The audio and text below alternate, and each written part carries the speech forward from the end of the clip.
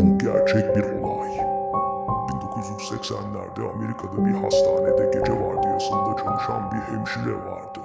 Her gece tam 03:17'de boş olduğu söylenen bir odadan çağrı zili çalıyordu.